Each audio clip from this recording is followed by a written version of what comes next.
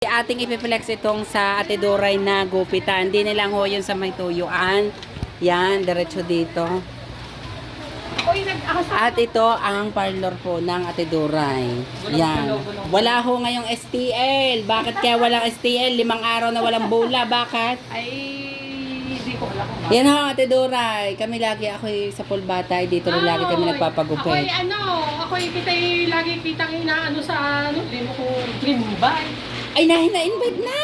Ay, baka sobrang busy nga ngayon eh. O, sa mga magpapagupit, sa mga may mga magpapaayos ho din.